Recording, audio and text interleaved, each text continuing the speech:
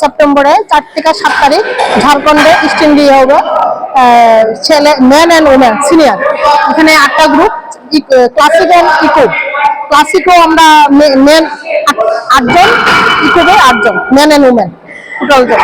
তার লেগে আজকে আমরা সিলেকশন ট্রায়াল রান হয়েছে, বিভিন্ন ডিস্ট্রিক্ট থেকে এখানে সবাই ছেলে মেয়েরা এসে এটা প্রস্তুতি চলছে। আমরা আশা রাখি যে আমরা এখানে পুরস্কারের ইয়ে পাবো। কতজন বাছাই করবে থাকবে?